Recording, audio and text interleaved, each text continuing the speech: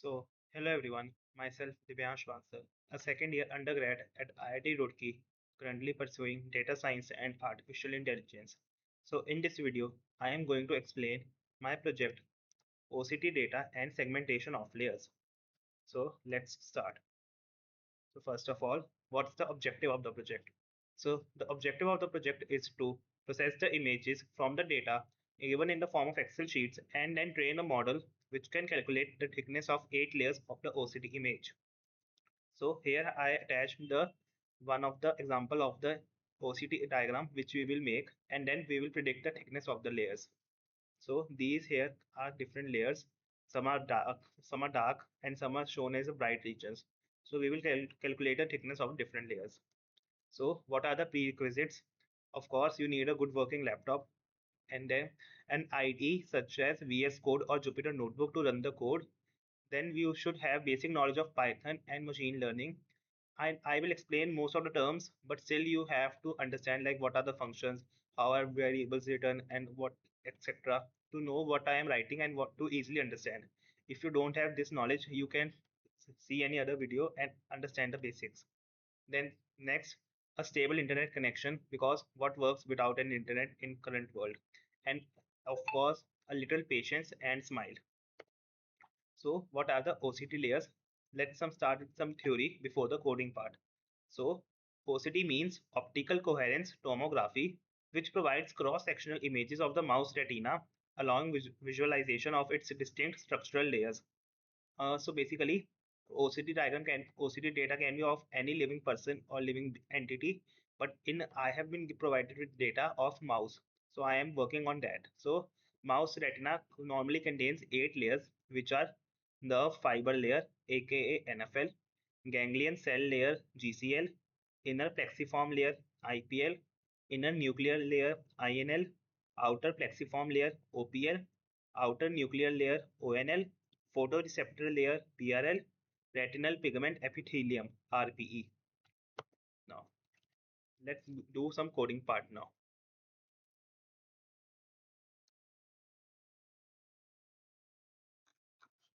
So this is my code. Now first of all, these are the libraries which you will require for running the code successfully. You can download it by using pip install and or other use based on your OBE. Like it is Android or Apple. So first, OS. OS is basically represent OS operating system. It is an automatically downloaded library which helps you connect with the files or in your folders. Then random to randomize the things, because warnings, it gives you warnings if anything is running not properly. Then numpy works for operations on arrays and forming arrays and working on it. Pandas is basically to like process the arrays and work on that. And then matplotlib is, it is used to visualize, to make graphs, histogram plots, etc. Scipy is used to make find the peaks and median filters, which will help in processing and working on and making calculating the thicknesses. Then sklearn basically is contains the models, and it will contain train test split, which will help randomize the data and split the data into training data and test data and validation data. Then TensorFlow, basically all image processing and deep learning work help is done on TensorFlow. So there are some classes and functions which will be required from TensorFlow. And then here are the variables. Data directory, it contains basically the input data which you will keep, which you will process through the code. This folder will contain data directory, will contain that. Output dir is basically output directory, so where you are storing the output of the code, then there you will run that thing. Image size, basically all the operations will be done thinking about image of 256 by 256. That's why we have written 256 here. Then number of layers 8. So basically we have all pre-computed that there are 8 thickness layers. So the image model will be trained so that it will find 8 different layers, so that accordingly we can find thickness of 8 different layers. Then smooth kernel, basically it is a size of median filter and it is generally odd. Then prominence, it filters out irrelevant peaks, basically the noise, such that no peak should be very high or very low. Then test split. So basically we are now splitting our data into three parts. training data, test data, validation data. Training data will contain 70%, test data will contain 15%, and validation data will contain another 15%. So it will make more code more optimal to and avoid overfitting. So next, batch size. So in one epoch, it will the our code will pick 8 random values, 8 random data set input data, and will run the code according to that, and then will train reassign the values and reassign the basically the values. And then there are 50 epochs. We have to run through 50 epochs, and like 15 times the iterations will run. It is max 50. Sometimes the code will finish earlier if they are not getting any efficient change or minimal change. So then it is the initial LR learning rate. Learning rate is basically the lambda which we use to change our variables and change our coefficients in case to make it better. And it is initially it is 1 10 to the power minus 4, but it can be changed based on the loss and other variables. As we know, now we know what are the libraries used in the code. So now let's go to the next part. So in this part, this we have defined made a function read Excel file, because all the input data initially is given in the Excel file, and we can't work on Excel file directly. So we will convert that data from Excel file into NumPy array. So pandas.read Excel, because panda is used to read Excel file CSV files. So we have used panda. From that will this function will convert the array from the Excel file to NumPy array. Then normalized. So basically we have so initially the all the values will be given in very uneven manner. So we have normalized the data to easily work and process it on it and understand what is happening. So here we have used min max scaling. So now I am going to explain you a little bit about min max, what min max scaling is. So min max scaling. So yes, so min-max scaling is a normalization technique that transforms all features into a fixed range, usually 0 to 1. So it helps to ensure that no feature dominates due to larger numerical values. So now what's the formula? X scaled is equal to x minus x minimum upon x max minus x minimum. So if we put x is equal to x minimum, then the answer will be 0. And if we put x is equal to x max, then the answer will be 1. And in all the other cases, the answer will be between 0 to 1. So what are the x? X is the original value. X minimum is the minimum value in the feature. X max is the maximum value in the feature. So now we have so that we have normalized the code. So now how will we process image from Excel? So initially we will read the Excel file and we will read the X in the image. Then we will normalize it as we have done and understood before. Then we will do clipping. Now what is clipping? Now I am going to explain a little bit about clipping. So clipping, aka pixel intensity clipping.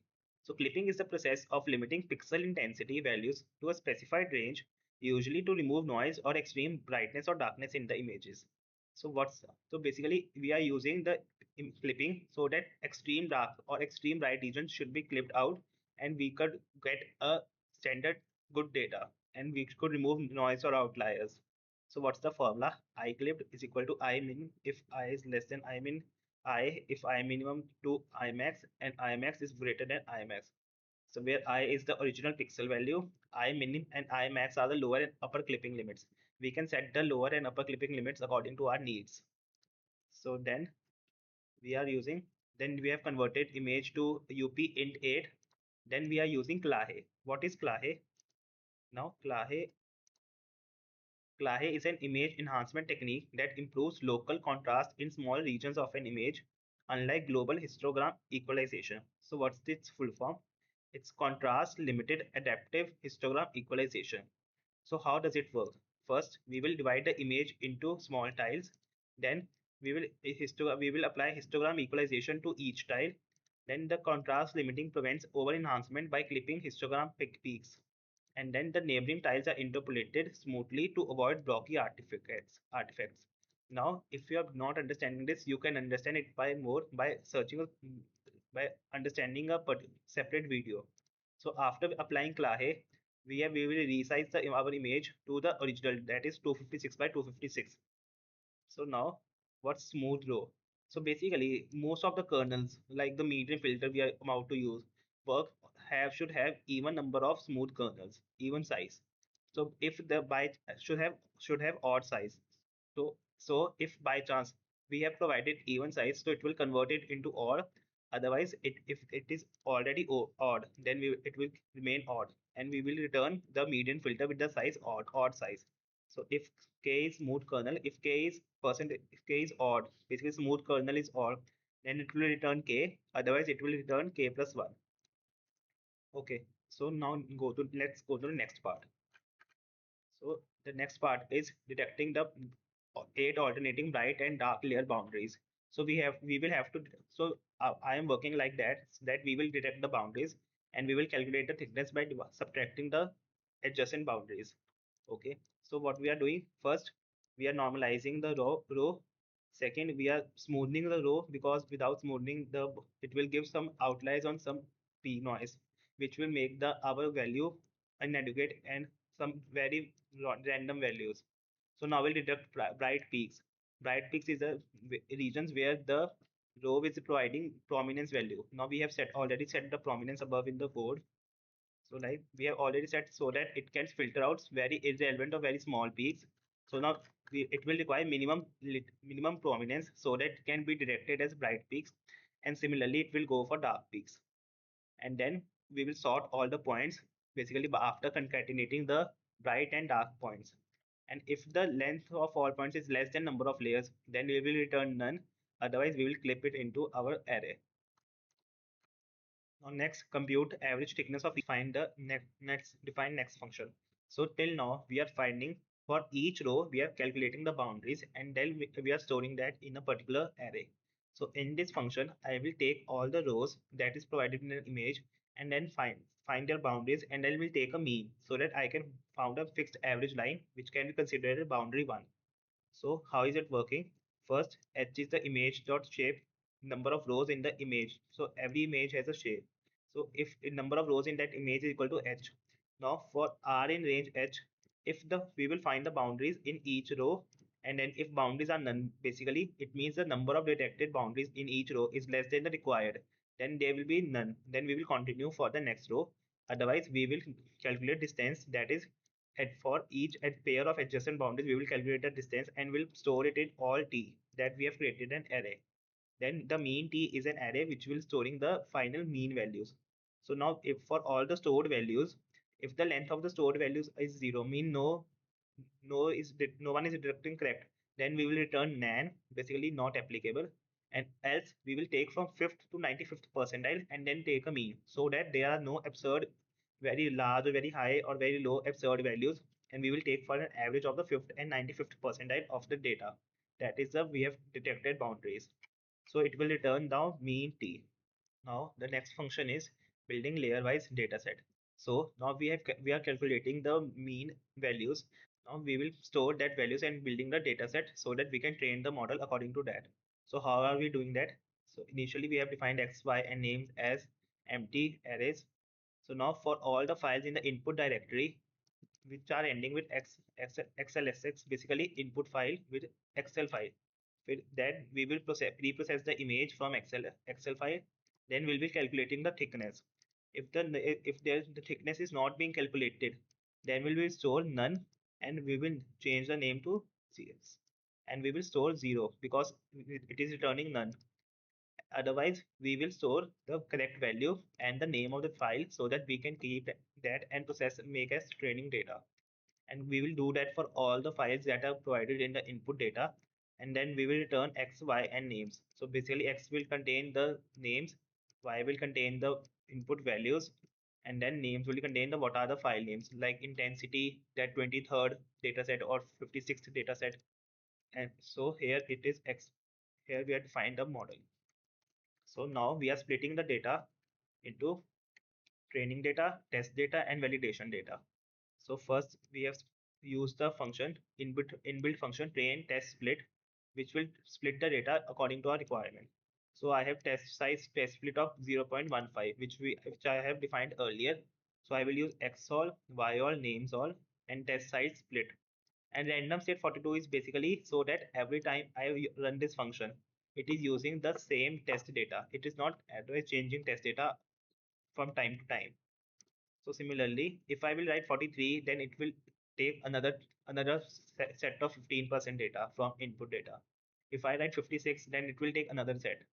Similarly, I am further splitting the training data into validation data and final training data. So basically now the training data is equal to 1 minus test split. So our test size will be validation split upon 1 minus test split into random state 42, which I have explained earlier only.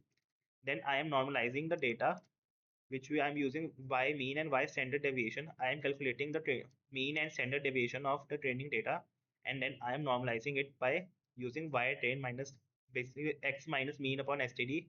It is used into normalization process. So I am using that similarly for normalization process. Build a model that takes a OCT image as input and predicts 8 continuous values which represent the positions of the 8 retinal layers. So how are we doing that? First, we are writing the code input this. So it's basically OCT images are grayscale, but and they have only one channel. But RGB images require three channels. So we are taking our input currently as 256, 256, 256, 256, and 1. Now we are concatenating the same input lines three times so that we can convert it into fake RGB. Next, we are taking a base model as ResNet 50. Now, why are we taking this and what is the meaning of this? So, ResNet 50 is a famous convolution neural network trained on millions of images from ImageNet dataset. By setting include top is equal to false, we remove the original classification layers at the end because we don't want to classify objects like cats or cars. We just want that the extractor part of ResNet that understand edges, textures, and patterns, which is perfect for medical images like OCT. Then we are writing these functions, these two lines. What's the meaning of this? So here we are freezing the first 100 layers of ResNet 50, meaning that their weights will not change during training, and we will train only the last 100 layers so that they can adjust to our OCT training dataset. So why are we doing that? So this method is called transfer learning, that is using knowledge from a large general dataset like ImageNet and fine tuning it for smaller specific dataset, which avoids the risk of overfitting and performs better. So next we are writing this. So what's the meaning of this line? So basically the 3D math so basically we are now arranging our big OCT image into a smaller 3D single vector so that which can reduce the parameters and avoid overfitting and like other. And now we are this. Now what the lines of this meaning of these lines? So here we have fully connected or dense layers which learn the relationship between extracted features and the layer positions we want to predict. So we have used ReLU activation, which introduces non-linearity so that model can learn complex patterns. Then we have added L2 regularization, which keep weights small and avoids overfitting by adding a small penalty to large weights. Then we have added dropout, which randomly turns off some neurons while training and also prevents overfitting. So next we have trained our model. So let's go to the next step. That is model is this. Now we are training our model. Okay. So steps per epoch. So basically in this word, like I am defining how many batches of images make up one training epoch. For example, if 800 training images and a batch size of 8, then one epoch has 100 steps. Now I am using cosine learning rate. So why are you using that? So basically cosine learning rate is a cosine decay which restarts the learning rate schedule. The learning rate controls how fast the model updates its weights. A cosine decay means the learning rate smoothly decreases following a cosine curve. Restarts mean after a few epochs, the learning rate jumps back to and starts decaying again. This helps the model escape local minima and find better solutions. So now going to the next line, optimizer. So like I am using Adam optimizer, which automatically adapts the learning rate for each parameter. It is one of the most popular optimizers for deep learning because it's really fast and efficient. If you're not understanding any of the terms I have used above, like cosine learning rate or Adam optimizer or what is resonate 50, you can search it on Google and you can understand very easily what I am trying to explain. So now let's define the loss function which we are writing. So here I have used two losses, the Huber loss and MSE. The Huber loss is kind of a MSE MAE maximum absolute error, which is robust to outliers, whereas MSE we have used, which since we are squaring the error, so it gives quite a large value for large errors. So by combining these, which we are making a loss function which is stable to both small errors and large errors. In addition, we have given 30% weightage to MSE with respect to Huber. Now we are combining our model by writing. We have put the optimizer, that is Adams optimizer. Then we have put our loss, which is the custom loss we have defined just now, and the matrix is the MAE, which can be tracked during training. So now I have added a checkpoint and early stopping also. So what's this? So checkpoint basically saves the model automatically whenever it achieves a new lowest validation loss. So you never lose the best version of your model. And so that's what's early stopping. This stops the training when the model isn't improving anymore for 10 epochs straight. It also reloads the best weights so we don't overfit or waste time. So basically, like you should know, like if our if our model is not getting better for continuous 10 epoch, then our model will stop automatically before completing entire 50 epochs, so that we should not waste our time. So it's a very good technique which we are used nowadays for all the models. Now, let's understand another thing. First of all, now we are writing tf.keras.preprocessing.image.image data generator.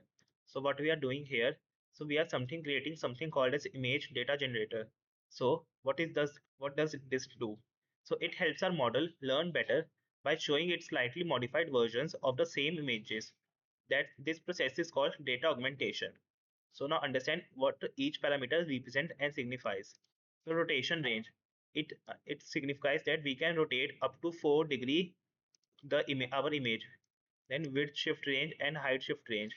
So basically it means we can shift or we can increase the height or decrease by up to 4% of its original parameters. Then zoom range, we can zoom up to 5%. Brightness range, we can reduce or increase the brightness from 70% to 130%. So fill mode nearest. So by chance, if any of the pixel is going outside our desired image size, then it will be filled automatically according to the nearest pixel images. So now we are training it on the generation on our training data set with a batch size 6, which we have defined earlier, and seed 42. Watch the what does a seed 42 represent, so that we can find our training data and the batches which we have made, and it so that we can debug the code if case in any error. Now we have already trained our data according to our requirements. Now we will run it on the validation data to see how it is performing before finally running it on training testing data. So this function will make the code run on the validation data. So we have put the validation data, number of epochs which we have already stored, steps per epoch which we have also calculated, callbacks in case of any callback, and verbose. So what to print by training epochs. So now we will uh, after running the history and after creating the model and after running it successfully on validation data, we will store that for the checkpoint to make the final output containing the best data can which is now once we have created. Now earlier we have you as you remember, we have normalized our data using x upon x minus x mean upon x standard deviation. So now we will regain our exact value uh, by transforming it using this prediction n into y std standard plus y mean. So after done, now we will run the model and we will predict on our training data, test data, and test according to our validation data. So after we have done all that, we have run the model. Now we have run the model on training data, test data, and our validation data. So now we will regain the original values, that is which we have normalized. So we will normalize it back, denormalize basically, and gain the original values. And now we will have to store that all the values of the eight thickness layers of the 8 layers thickness, and we have to store it somewhere. So basically we are creating a CSV file. So CSV file is kind of an Excel file only. It's just it can be visualized in VS Code. So now after the CSV file will contains the 8 columns with the names of the layers, which I have told earlier also. So now we will combine all the values which we have gathered using training data and test data and validation data, and we will store it row wise along with its names. So as you can see, we have made a panda data frame image names combined. Then for all name, we are predicting all the values and writing. Here we have created a stack numpy array which will contain all the values.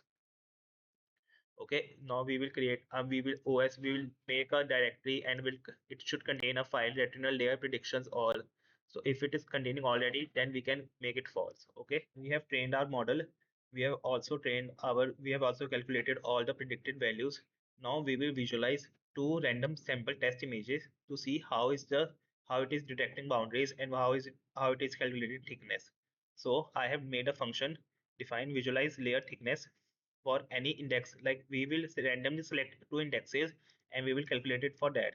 So img will contain the all the values of the input excel file and that image, so that we can create an oct image, and it will contain the values.